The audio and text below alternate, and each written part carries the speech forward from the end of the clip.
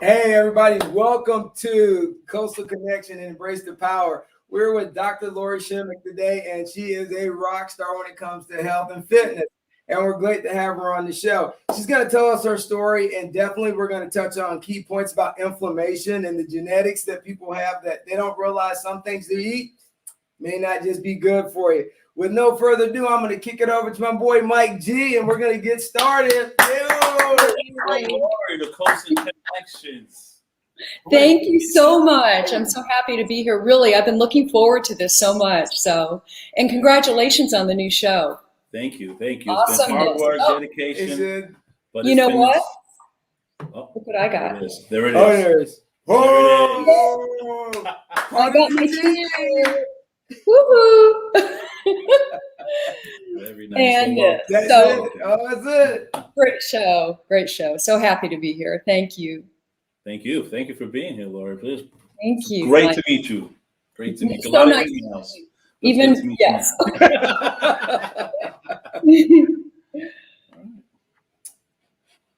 So now, where are we at, Vince? What is the first question we're going to reach? All right, we're going to reach out and say, hey, Lori, I want to know how you got into the business of health, because there was a great quote that I had. It was called, health is not valued until you get sick.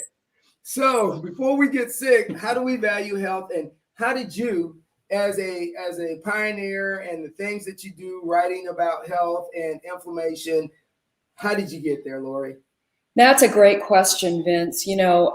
Because you are absolutely correct. We do not value our health until it's too late, right? And then that's the only thing we care about once we lose it. So my story is started when I was a really a very, very young girl.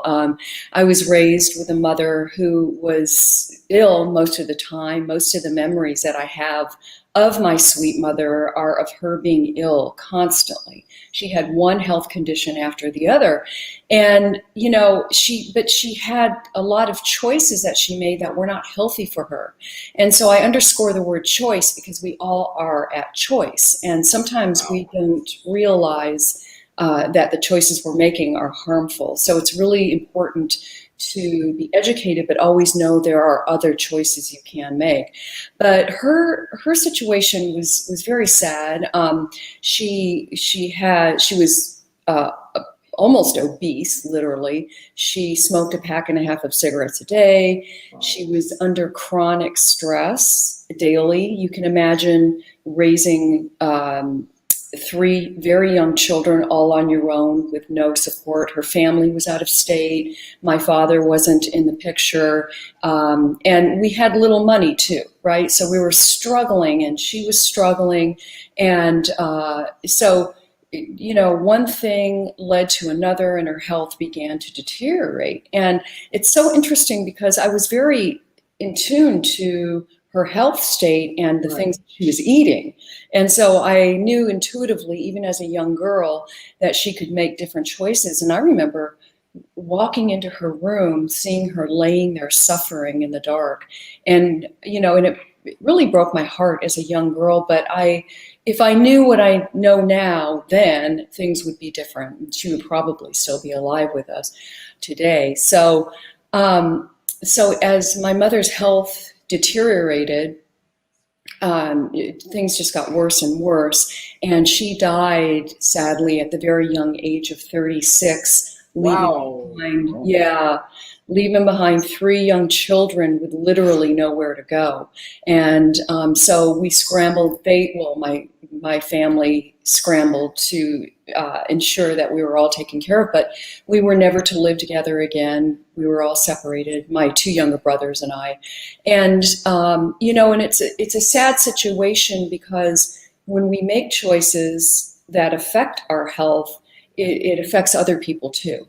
And so I remember my mother, because she was so sick, she couldn't nurture my younger brothers or take care of them most of the time. And most of the time that job was left to me. So I was cooking for them all the time and, playing mommy, if you will. And so one of their main dinners, for example, was eggs, always eggs, because that's one thing I knew how to The cook. poor man's meal, man. Now they both hate eggs to this day. But, it's just the way it goes. And anyway, so when I graduated from high school, I said to myself, I want to help other people, and I want other people to know that they have choice in life, because I felt so bad for my mother. She was on her own and didn't realize she could have done differently. And so that's what I did. So I went, I got my doctorate in psychology, and I worked at Family Outreach, which is a nonprofit for at-risk families, and counseled them, and then became vice president of the organization. But during this whole time, my interest, of course, is in health. I was always into health, reading books about nutrition and health and medicine, even when I was a little girl. And so I decided, after a long time with Family Outreach, that I would create my own company, because I saw firsthand what happens when you change people's diet. Wow. And my clients, they changed. Their motivation changed when I literally made them change what they were eating, because that's the first thing you should do no matter what, right? Because, and I can go into it later, but our gut health impacts how our mood, it impacts our energy level, it impacts how we view the world. And so that all starts with the types of foods that we're eating. And so I left there, I went back to school, yes I did, became a nutritionist, and I got my certification in life coaching, and all with the intent of creating my own company with my background in psychology called HealthWorks. And so that's what I've been doing ever since. That's interesting. I have a question. So it's all started with the psychology of how the mind works, and then you work yourself towards bettering the body as well. So you kind of combine two medical worlds. Yes, and yeah. made it into one, and which is pretty dynamic for one person. That's very nice. Well, thank you very much. Yeah, it's all interesting to me, because I'm helping people in different ways, right? And so when you think about people's new diet, let's just go there, that's the number one factor in almost every aspect of our life. Correct. Okay, yeah, and you started out with a book called Fat Burn, and then you moved over to your other book, Inflammation, where I started reading, and then that's when I reached out to you and it's asking you, because I had really never heard of fat inflammation until I got the book. I read your first book, but then I read this book, and it was like, wow, okay, I never thought, genetically that I would have issues with things and I couldn't lose weight. And it wasn't really because I wasn't working out, because I was already working out 5-6 days a week. It was the fact that my body wasn't processing certain foods anymore because I had changed over the years. So you kind of tell us about your book, and then kind of tell us about how people need to become more aware of, as their bodies change, how they need to be more aware of what they should be taking in eating wise as they get older. Yeah. So, one of the things that, to make it very simple for people, is what you need to do is focus on resolving inflammation in the body, protecting yourself from it, mitigating it, and then resolving it, right? And so one of the things that you can do is to eat an anti-inflammatory diet, and we can talk about what that is. But yes, there are, as you said, Vince, very special things that people are unaware of, such as the effect that certain foods have on your weight. And when you start to gain weight, then this becomes like an inflammation factory, sadly. And we've got, especially people, there's a certain threshold that we're all genetically equipped to handle of inflammation. It's different for everybody. Some people can gain weight and not have a lot of inflammation, but others can gain just a little bit of weight and up goes their inflammatory markers. But obese people absolutely have it. and they have an enormous amount of inflammation circulating in their body. And so the sad part about weight gain is that the inflammation, your fat cells are producing inflammatory molecules, and this inflammation, after this threshold, this individual threshold is met, begins to set up somewhere else in the body. And this is what causes illness, disease, faster aging, and weight gain. So that's what chronic low-grade inflammation will do. Wow. And it's you can't feel it unless you begin to feel the symptoms, right? Which take time to develop. All right, hold up. Somebody's got a question for you. Go ahead. We'll show it. There we go, guys. Hi, Vicki. So I'm 8-year survivor of breast cancer. Carry the BRCA of 2 gen and have never recouped my energy since chemo. Any suggestions? Yes, absolutely focus on your mitochondrial health, okay? That's a number one thing you need to do. And there are supplements, and this is a good instance of targeted supplementation where magnesium is extremely important. Vitamin D3 is extremely important. PQQ is another one, and CoQ10. And then you can throw in berberine, because there's research showing that berberine is especially beneficial to those who haven't had breast cancer, very protective, and then those who have. So berberine is an herb, and those are going to help mitigate any kind of mitochondrial dysfunction. And all mitochondria, what they do is create ATP, which is cellular energy, and that promotes less fatigue. So the more mitochondria you have, the healthier they are, the more energy you're going to have, the less weight you're going to carry, and overall you're going to have optimal health, because mitochondria really is where it's at in terms of cellular health. Wow, we're gonna need you to make sure you post a long list of all those terms, because we don't do public spelling.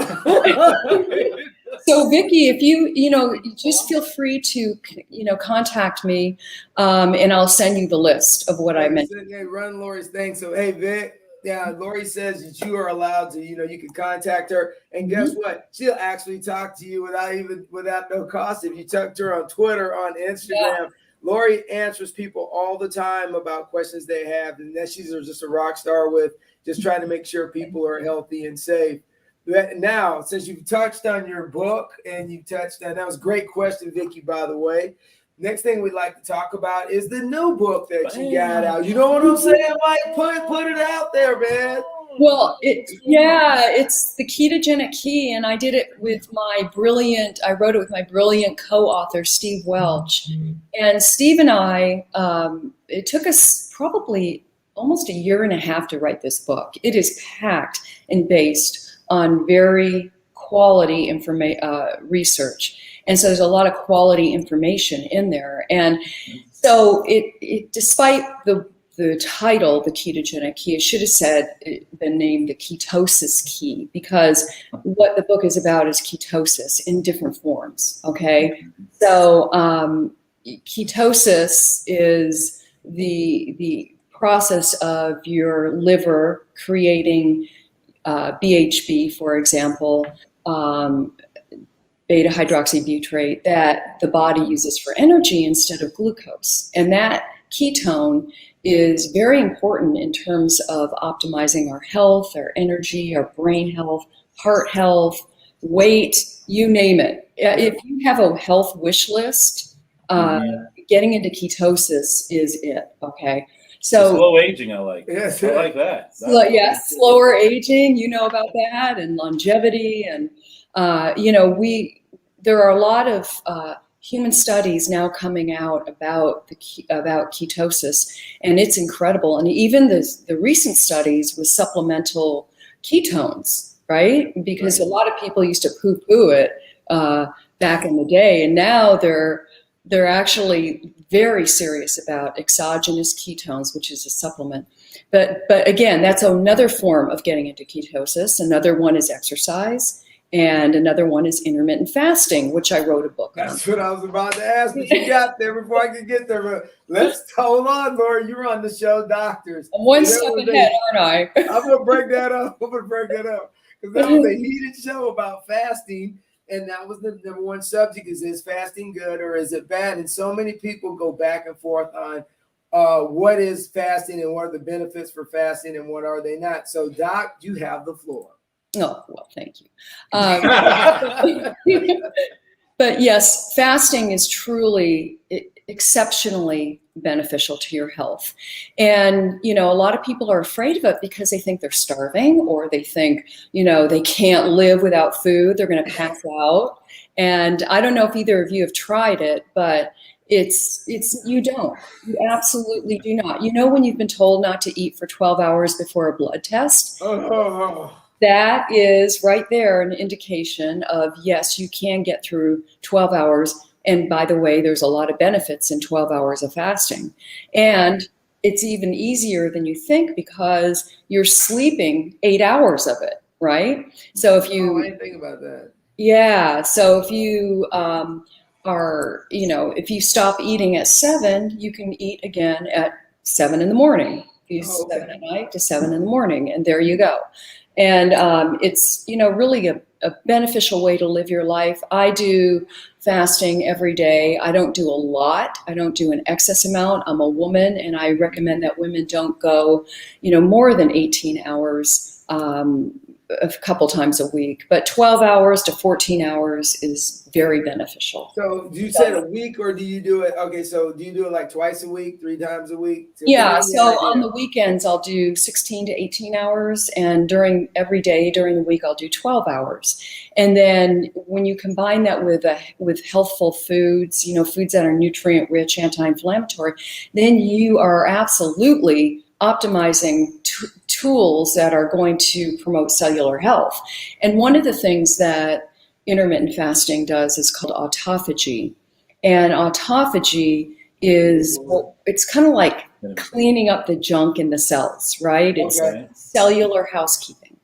And when you have that going on, you are rocking it, because we don't want a collection of junk in our cells or debris, right? We want fresh cells. And the same thing happens, mitophagy, with mitochondria that I was referring to earlier. We want brand new mitochondria, or at least remodeled mitochondria. And so this promotes more youthful cellular health. And you also, when you're fasting, promotes you get rid of the senescent cells, which are sometimes called zombie cells, because these cells they're dying essentially, but they're still there, and they're sending out a chemical message that there's inflammation going on. Inflammation. Yes. So I was reading some of the subject, and the massage part. Explain that. You said massage should be part of your everyday, or not every day, but have it in your schedule of life. It's not really luxury. It should be. Yeah, it's one of those. That took me, because I feel like I need to. So you're right. Yeah, so that's a really good point. Yeah, because massage is one way of reducing inflammation in the body. Even though people think of it as a luxury, it's really it's actually a really great way to resolve that inflammation. And if you do it regularly, protect against further inflammation in the body. Okay, I got one. Cal Myers just hit us up with, what are your thoughts on 1 meal a day, Lori? Oh, I think it's fantastic. I really do. My only issue with it, Kyle, is that I want you to get enough protein in your diet, right? And I want you to have enough muscle mass in your body. So it's sometimes hard for people to get enough muscle, and that's really your longevity organ. So what I recommend to people who do 1 meal a day is to add in some sort of, obviously protein-centric plate, plus some some protein powder, such as whey, for example, and creatine as well. Creatine's fantastic, and creatine It has recently been shown to be an essential nutrient in the body. And especially for those over 40, it helps mitigate the aging process, and it helps promote better brain health too for older people. Okay, so great question. So, all right, there's so much stuff on the market, Lori, and I saw you on the show on Fox Morning Show, right? And they had everything out in front of you, the cereal boxes from the Wheaties to the Cocoa Puffs to just all these different products that are processed. And then you have all these supplements that are all over the market. You know, as a consumer, and you're a health person, but just like a person like myself, if I am trying to optimize, is that's the word we're using, right? Optimize my health. How do I get there with so much variety? I actually like the 70s when I only had 3 choices in cereal. And, you know, I only had broccoli and Brussels sprouts, but go ahead. Yeah, so this is, okay, that's called the cereal mindset. So what I'd like to see you do is get rid of having to have cereal, right?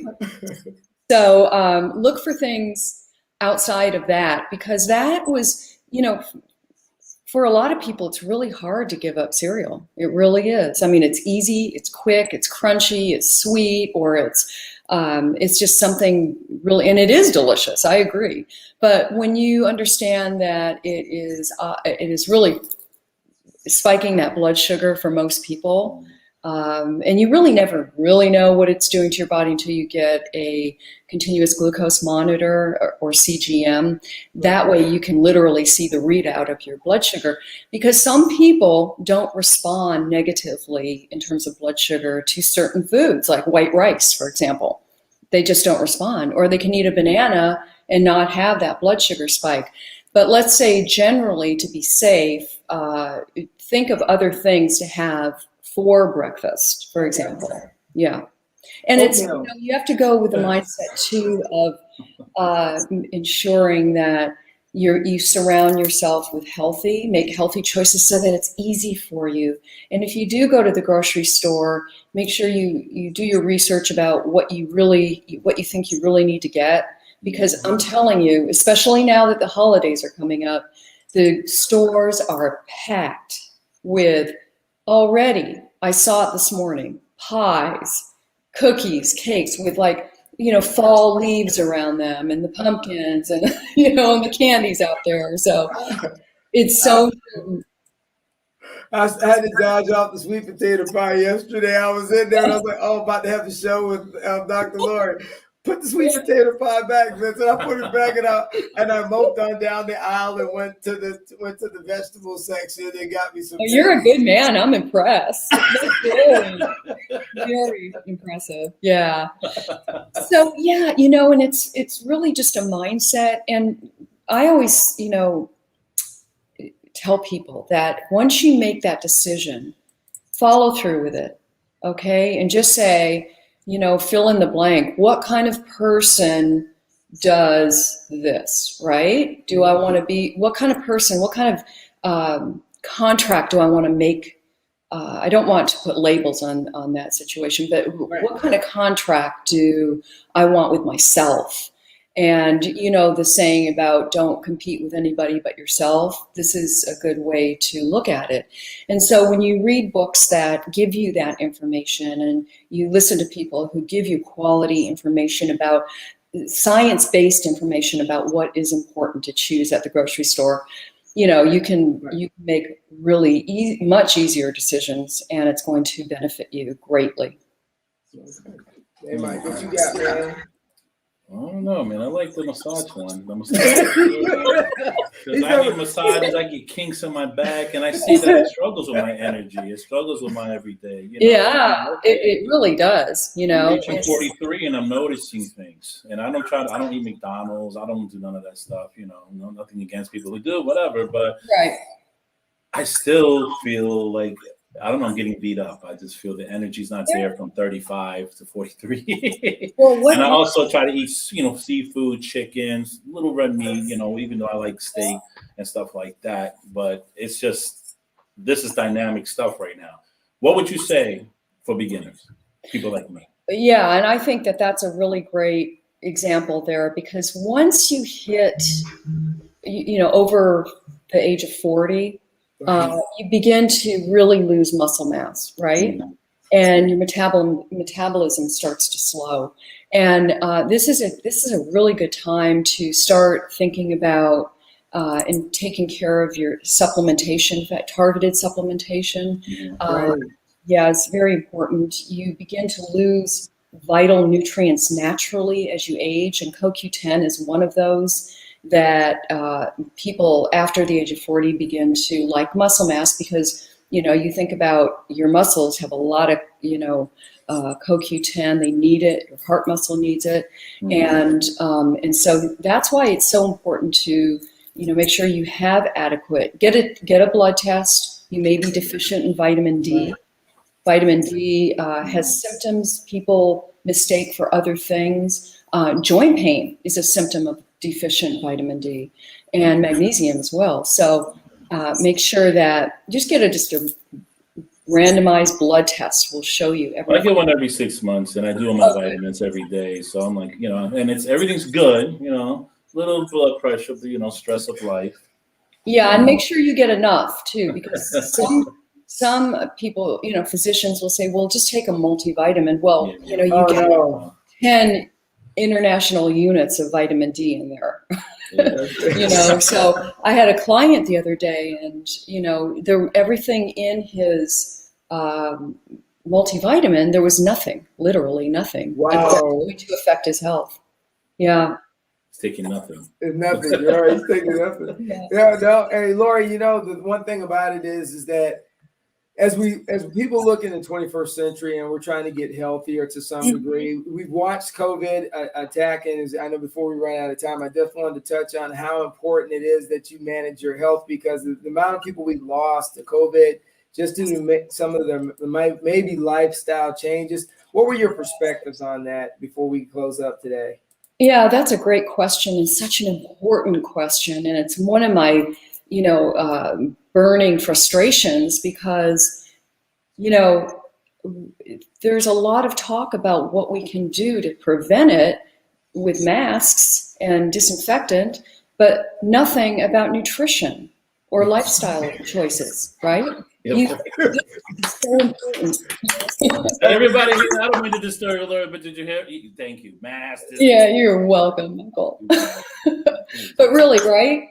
And so, if I really believe there needs to be so much more education. That's what one of my goals is, as you both know, is to, empower people with information, knowledge. And once people have it, they start to think differently. Change doesn't happen overnight, really. It's a transition. And so, unless, you're really motivated, it could happen overnight. But when you look at choosing differently, and you look at things like sugar and these processed vegetable seed oils, such as vegetable oil, corn oil, canola oil, which people think is very healthy, soy oil, which research shows is deteriorating brain tissue. I mean, it's harmful to our brain health. And so when you look at sugar and its inflammatory impact and these oils, sometimes they're combined together.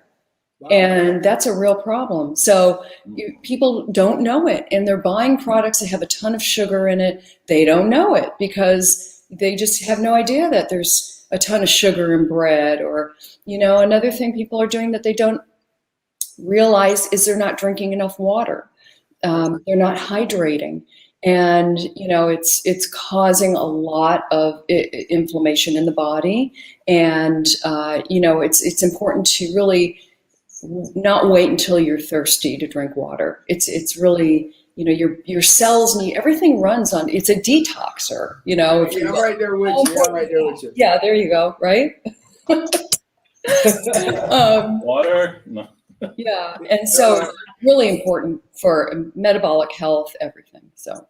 All right, so Lori, it has been a rock star blast having you on. Definitely. Sometime Thank Embrace the Power you. Coastal Connection. So we just want to say is that since we gave you the cool Aspire, the Inspire shirt and the mug is because you were an awesome guest, and we wanted to make sure you had it before you got Once on. again. You know what? It's athletic, it's breathable, and it's cool. So just wear it. We got Molly Song coming up in a couple weeks as our next guest. But with that being said, as me and Mike always say, Lori, thank you, Mike. You have anything to give Lori to say to her before we roll Pleasure meeting out? you. We'll have you again. Maybe talk more in depth and more Yes, dynamics, more weight absolutely. loss, how to gain, how to be stronger, how to fight germs, and We'll do it.